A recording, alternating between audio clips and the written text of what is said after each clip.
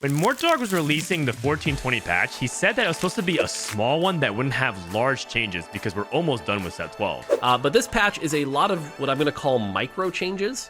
You're going to see a lot of changes, but they're all very, very tiny. But that's not what happened at all. With a handful of changes, the meta once again got shifted pretty dramatically. So let's go ahead and hop on board the TFT Academy tier list and figure out what's exactly on top.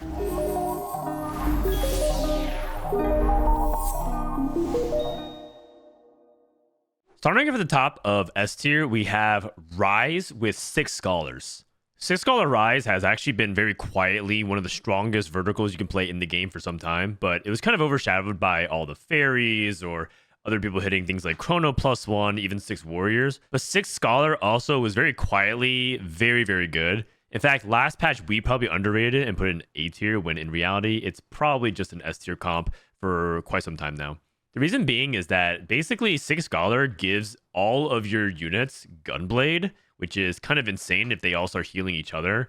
And then you also get a bunch of extra free AP for stacking the extra Scholars. So now you get to actually just build a bunch of extra damage amplification like Jewel Gauntlet, which ends up being quite good for your item economy and also good on Ryze. If you're able to find 6 Scholar and put it onto a Morgana or a Diana 2, it's really, really powerful. There's also variations that if you can find a way to play Xerath, maybe on 9 or even 10, you can actually find a way to play Xerath 2 with Scholar, and it's also very, very good. Milio ends up shoring up a lot of your item weaknesses, so sometimes you're in situations where you have like 2-item Morgana, 2-item Diana, and maybe have Ryze with 3 items. Milio can actually give items and fill out the rest of these, so you're not under pressure to like finish a 3rd item as soon as possible. So if you're in a situation where you don't really have like a good item for Morgana off Carousel, maybe just let Milio actually give the 3rd item and stack Milio with more mana items instead. They also buffed Milio's damage, so he actually just kind of bursts a little bit more now. And they also improved Ryze's early game because both Zoe and Ahri now deal more damage and are much more reliable item holders. If you don't get a Scholar Crest, you can play 4 Scholar Ryze, basically cutting things like Ahri from this and no Scholar Emblem. And you basically play exactly this core, just no Ahri. And the mid game, before you hit Milio and Diana, you're going to play Ahri and Hecarim a lot of times, and maybe like Tom Kent or some other flex spot on level 8 before you get to 9. The thing about Ryze is that you really, really need to hit good frontline. I've seen a lot of people, myself included, where you hit Ryze 2, 1-star Taric, 1-star Rakan, 1-star Morgana, and you just kind of get run over completely on level 8. You really need to stabilize your frontline through 2 stars of some kind. And because Rakan is so contested still in the meta, I think the main unit you really need to think about is Taric. I'd actually rather play Ryze 1 and Taric 2 than have Ryze 2 and just, 1-star frontline. And that's because Scholar ends up giving you a lot of power anyways, so Ryze 1 with good items can actually carry, but if you do not have frontline, you're just going to get completely run over by reroll, or you're going to get bowled over by people who do hit their 2-star 4 cost. In the top left, we have also different variations that you can play of Ryze. You have number 2, which is Portal Ryze, and then 3 is Arcana Ryze. But notice that Arcana Ryze is B tier versus if you're able to get Portal online, it's actually still quite good. Portal is still very much a tempo-oriented composition. We've talked about this comp a lot over the course of this set. The main thing about Portal is that they did nerf some of its bomb damage in the B patch, but they did buff some other units.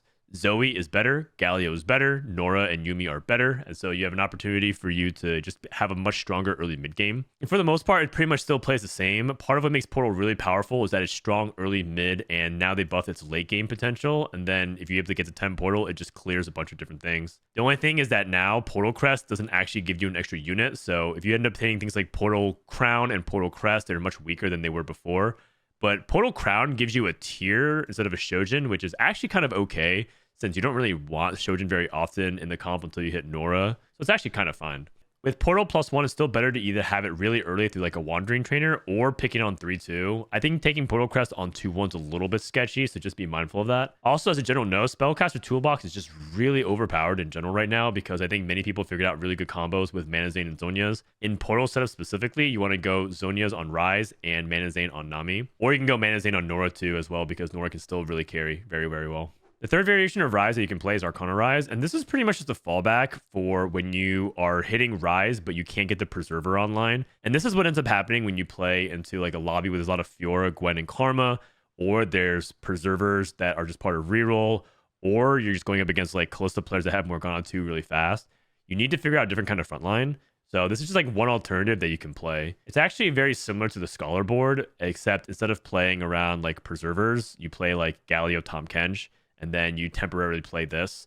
And if you want to play a 6 scholar variation of it, just pretty much play Scholar on Diana, cut Xerath for now, so you have good frontline, and play that Bard. And you even has a little bit of flexibility too. You can even play like Rumble for a little bit of Sugarcraft as well in the mid game and give you some cheap frontline. I'm not really looking to play this comp very often though. They did end up nerfing things like Arcana this patch, so in general your options are worse for it. If you do for some reason find yourself like, you know, Worth the Wait or Caretaker's Ally and you have RE3 and you don't want to reroll for all the low cost stuff that we'll talk about later, and you want to play tempo, you can just try to play like RE3 and Ryze dual carry in Arcana Ryze, and that also could work too. Mages got buffed a lot. In fact, they were so strong on the initial patch that they actually released a B patch that same day to nerf them. Because Mortdog and Riot actually acknowledged that in the patch notes they were actually skeptical about Mage being buffed so hard. They buffed a lot of the units. They buffed the traits. They also didn't nerf things like Mage Crown, which I don't know why we don't have it here. You definitely want Mage Crown if you can. Because it gives you an Ionic Spark, which is insane. It's one of the best items you can possibly get for AP, and you get it for free on the Crown. We'll have to add the Mage Crown here in the augments after this video. And the cool thing is there's multiple ways to play it. The first that you're going to be seeing most commonly is reroll around Soraka and Seraphine. That's right, they buffed it so much that now Big Banana is taking over the industry. Soraka's best in slot is 1 mana item and a bunch of AP. And that might be a little bit weird for mages because you're like, oh, mages is AP. Don't you want to have things like, you know, a lot of mana to cast and double cast as often as you can? The thing about these 1-cost units like Soraka is that you actually really care a lot about the AP, so that way the double cast hits that much harder. If you have double mana, you're actually going to struggle to kill things very quickly, and that's different from Vhagar, who has so much built-in ability power because of his passive that you actually can just go for basically machine gun and try to have him spam cast. In contrast, Soraka's a little bit more like burst and sustain, burst and sustain, burst and sustain, and you want her to hit really hard every single time you do. For this very reason, don't put things like Gunblade on her either because she already has that built-in healing. Seraphine ends up being a really good carry, and quite frankly, you could actually mix and match these items. Like the items that we have for Soraka, you could put on Seraphine, and items you can put on Seraphine, you can put on Soraka. They both have low mana costs, so Soraka's at 50, Seraphine's at 60, so you can justify like Shojin, Blue Buff, Adaptive on any of them, depending on your item economy. But the more important thing is just making sure that you have 3 items on one of them ASAP, and you start building frontline items. Vex's best item is Crown Guard. It's extremely good, but Raws are a little bit hard to come by, so sometimes you end up spamming like Stoneplate, and then, you know, Spark, and then like Adaptive or Warmogs or something else. She also is really, really good with Unending Despair, Lockets, and you can also just throw in some other generic artifacts like Eternal Winter. You really want to make sure you don't have a situation where you have 3 items on Soraka and like 0 items on Vex. That's how you like lose a lot of the mid game, even though you hit 3 stars. Another thing that's worth noting is that mages are going to be really popular, so you're probably actually going to be contested when you're rerolling. When that happens, you can choose to just reroll one of these 2, like Seraphine or Soraka, and then push levels and eventually go for Vex 3, and then try to get to 7 mage as soon as possible. You can also do something like Soraka 3 and Seraphine 3, push for tempo, eventually get Vhagar 3, and then transfer items from Soraka to Vhagar when you've sensed that Vhagar is just going to be outscaling Soraka's damage. I've seen a lot of people play like, you know, Soraka Vhagar duo or Vhagar Seraphine duo, or like just have these and then eventually transition to Vhagar Nora 2. Mages are just so dynamic, and all that really matters is you get the 7 mage ASAP to get that extra AP buff and really have your team pop off. If you don't have a mage emblem and you can't find Nora, the best alternative is to play 4 Vanguard and drop one of these mages. A lot of times Vhagar ends up getting dropped, but maybe you have Seraphine 2 and Soraka 3, or vice versa. You drop the other one and play 4 Vanguard, 5 mages. Clicking here, the other variation is just going for Vhagar 3, and this is the more traditional mage route that we've expected to see over the course of the past couple patches. A couple of reasons to play Vhagar is 1, maybe you see other people 3-cost reroll. 2, maybe you start off with Vhagar pair or something like that, some way to get Vhagar rolling. 3, you don't really have like a lot of economy to reroll like these 1-costs.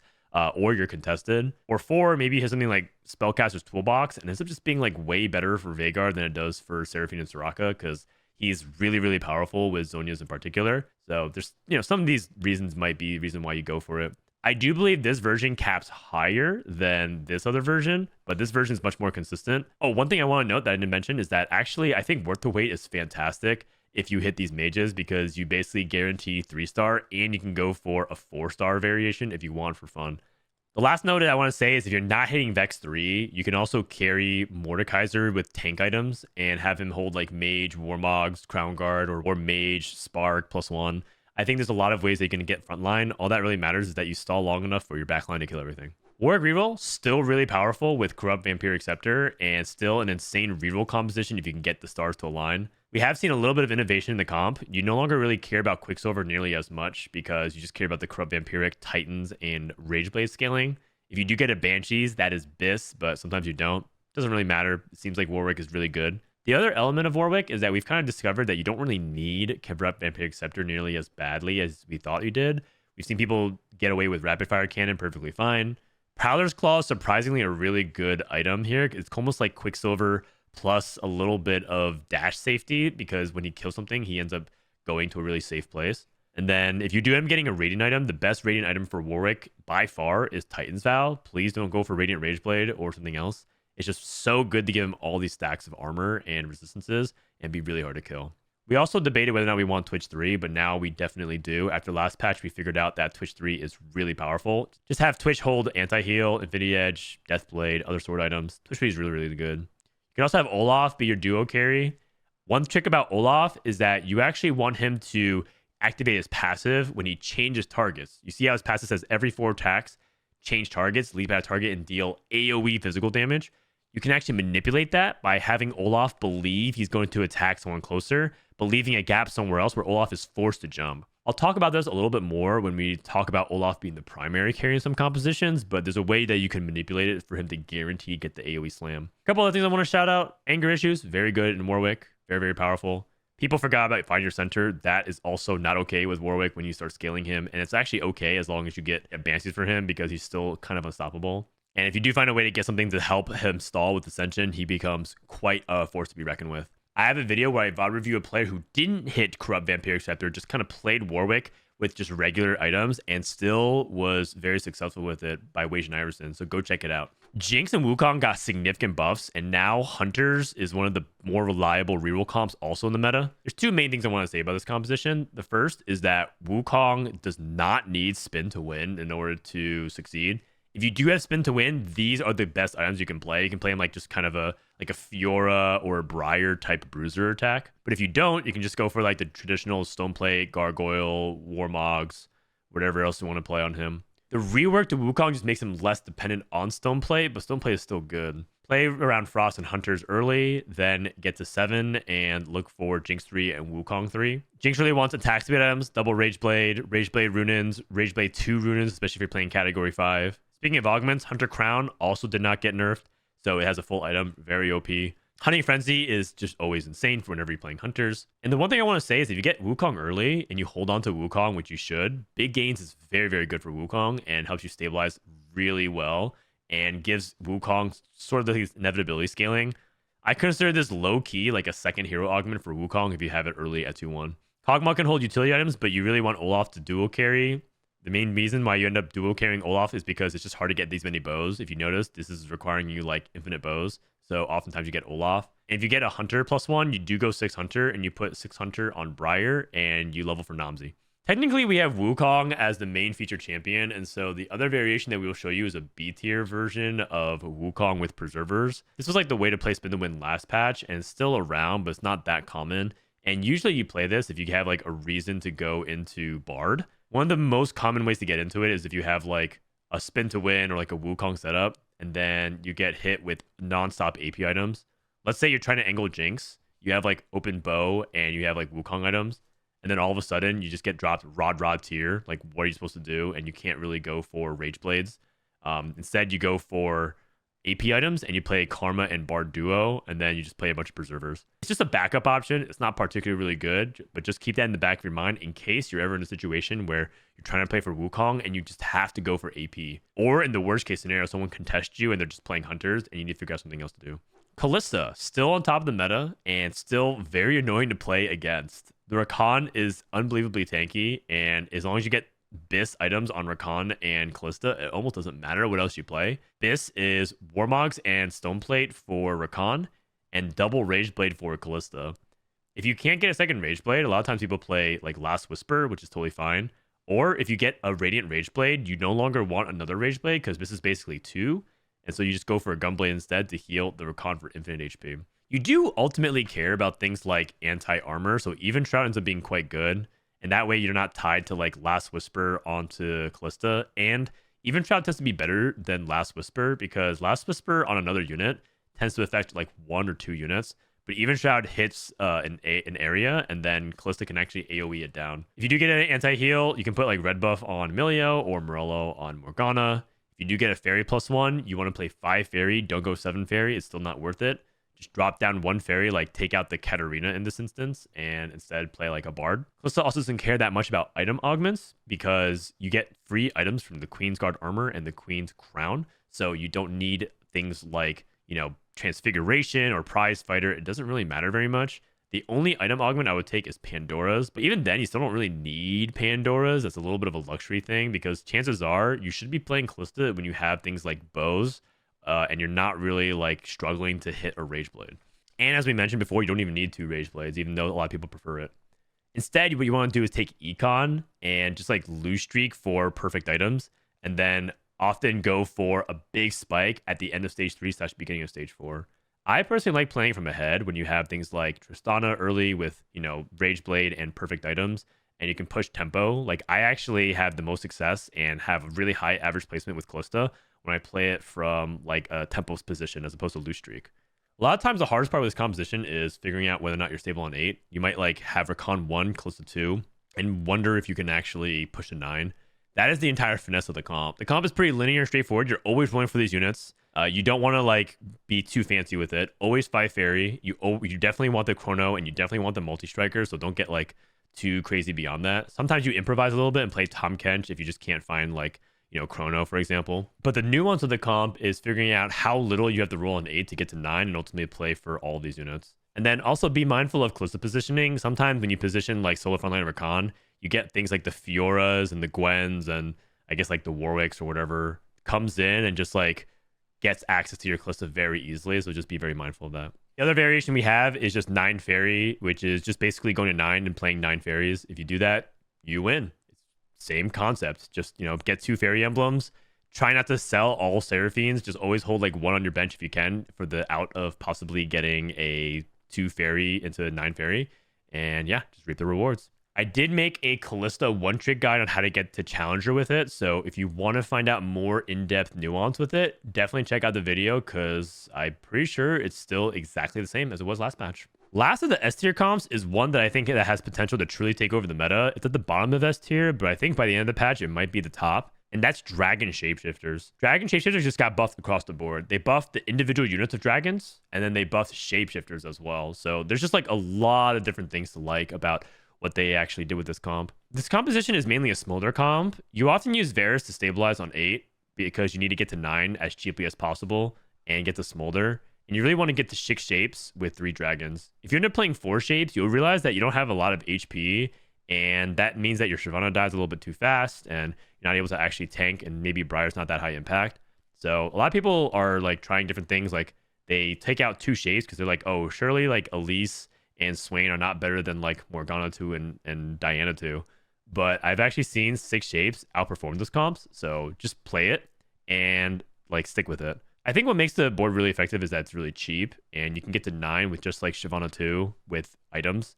Shyvana 2 is actually really important to this comp. Like a Spark, Crown Guard, BT, like this is her best in slot. If you're able to get tempo amps on Shyvana, she can carry your stage 3 and stage 4, which is ridiculous. Shyvana 2, Varus 2 with 4, 6 shapes and Pyro is very stable on stage 4. The other aspect that you might notice is that you actually have Rage Blade and you can justify having a similar setup to Kalista. In Kalista, you might end up opening like Rage Blade and Warmogs. And that actually ends up being totally fine to play like Rage Blade Warmogs on like Nasus or another like Shapeshifter. And if you're in a situation where you're rolling down for Kalista and you hit Smolder, or even vice versa, you're playing Smolder, but then you get introduced with Kalista, you actually can kind of pivot back and forth between the lines. So TLDR, Rage Blade is insane this patch and really, really good for the 2 comps that are S tier that you don't necessarily need a lot of the best augments to play. But if you do want to look for the best augments to start off with, a 2-1, Big Gain Shapeshifters is always good. Eternal Growth is also really good for Shapeshifters to help them start scaling.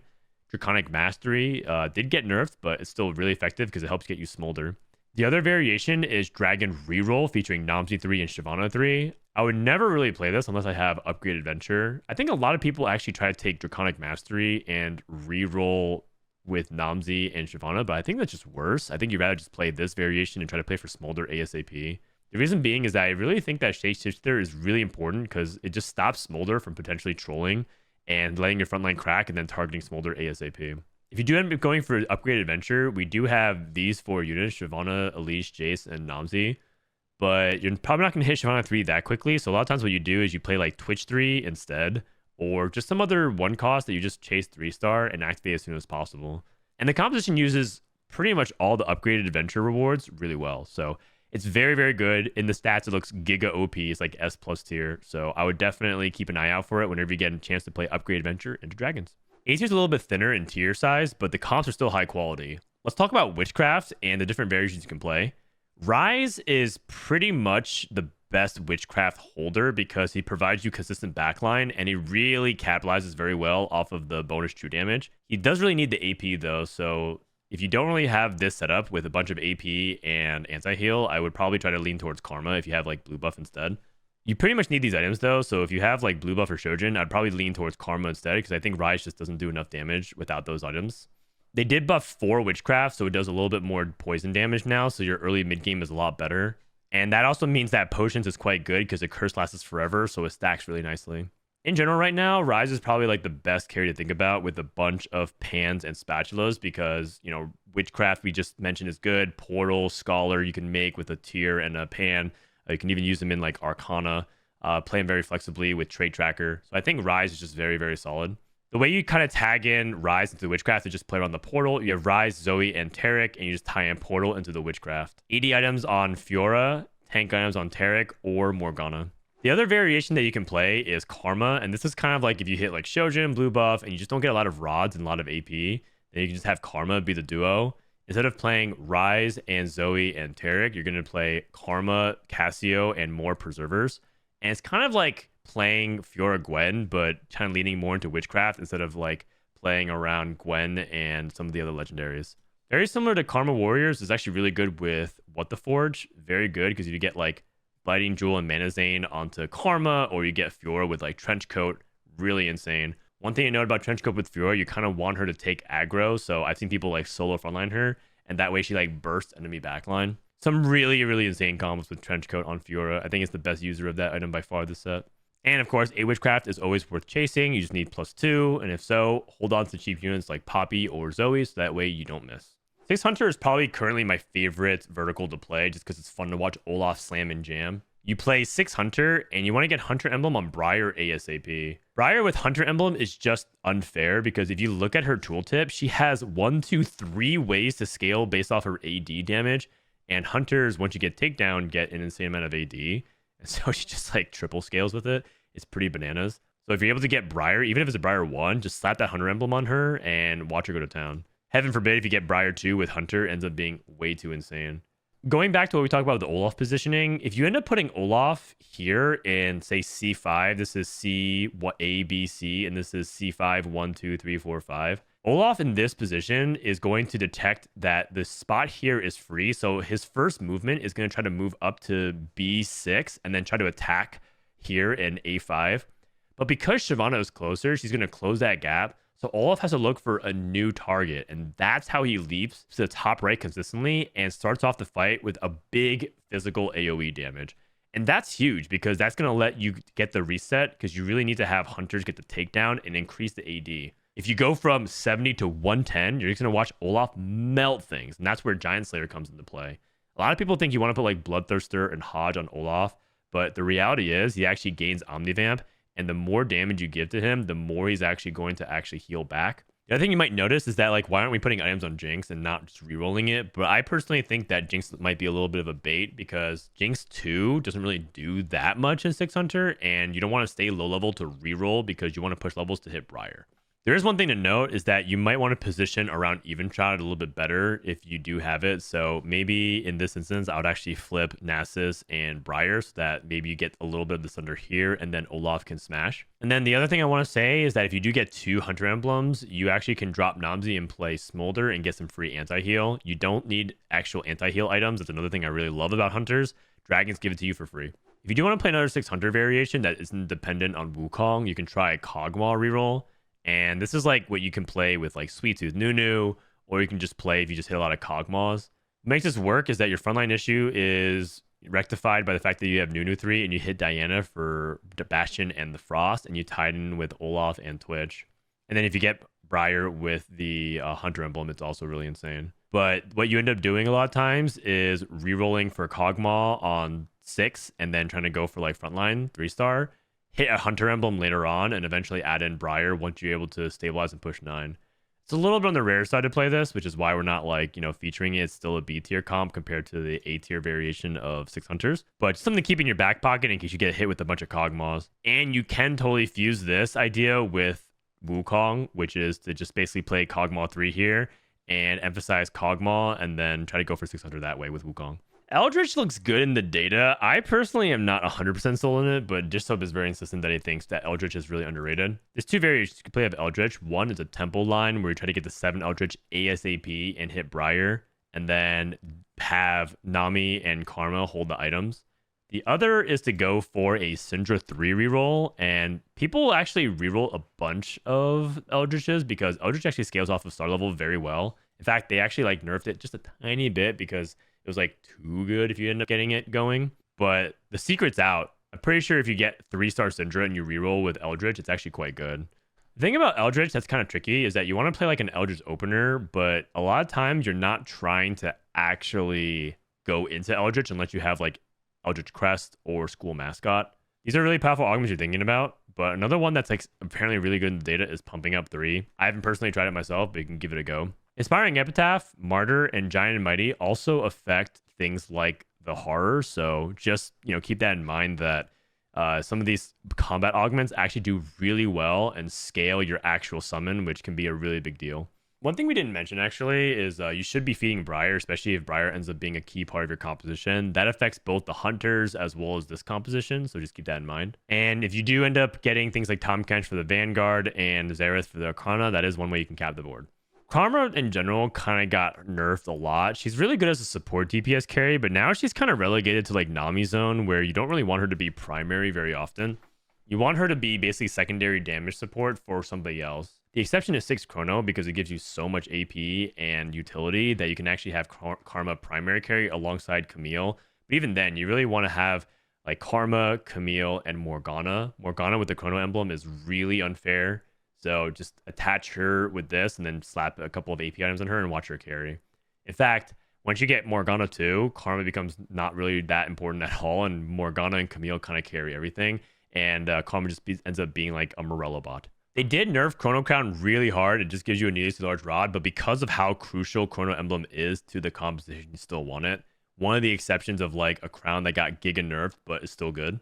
But I would be hesitant to take it early because now you don't have Archangels, so you're just like down a lot of tempos. So I would take this like more later in the game as opposed to early. I do think it's a little bit riskier to take some of these emblems early now. If you do want to play Karma Warriors, this is like the build you'll be seeing most often on ladder. It's a B tier comp because it just like kind of can do well, but it gets overrun really easily by reroll or higher tempo forecast like Ryze at hits or a Smolder. That's because the comp is really expensive. You need Fiora 2, Gwen 2, and Karma 2, and even then, you still might not be enough to stabilize on 9 once everyone else catches up. But if you do end up hitting the peak power level of this composition, still phenomenal. If you're able to get, Morgana 2 and Briar and like all this different stuff, it's really, really powerful. One thing about this composition that I think people don't talk a lot about is that it uses prismatics really well.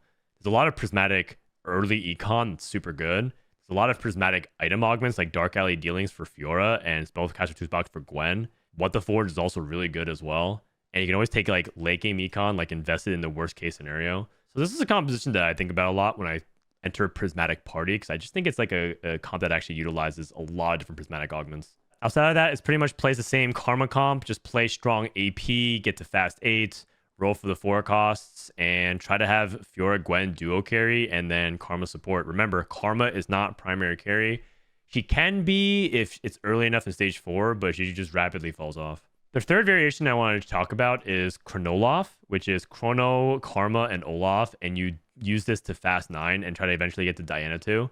It's basically like a variation you play if you are not hitting Fiora at all and Gwen, and you just kind of hit Olaf 2 very quickly with Karma, and you can go to 9. Olaf 2 is a demon on stage 4, and if you have like Olaf 2, Karma 1, and have like a general structure of your board with 4 Chrono, you can actually push to 9 very quickly. The reason why it's a fun interaction is because Olaf, for his active, gets crowd control immunity, which affects the Chrono stun. So Chrono ends up stunning the entire board. All your units that have Chrono and Olaf can still keep going, and Olaf can actually wail and get some extra kills that way and swing the fight. So a little bit of a fun interaction. Plus, you never know if you pick up Chrono +1, and then maybe you play like Morgana, Diana, Olaf, Karma, Quadra carry, and just watch them go to town. Very, very fun. I will say it's a little bit inconsistent though. You can't always guarantee the Olaf to get CC immunity, so just be mindful that your mileage may vary. All right, that was a lot. Ryze said it was going to be a small patch, but look at how many changes we had to make to the tier list. So quite an impactful patch with lots of changes. I do think it's a better patch than before, and there are more comps viable, especially reroll. So don't be too upset if you feel like you're stuck, because I do think that it can be tricky to play in a meta environment where there's so many B tier conditional comps. Let me know if you guys have any tech or questions in the comments below, and I'll catch you guys next time. Good luck on the climb.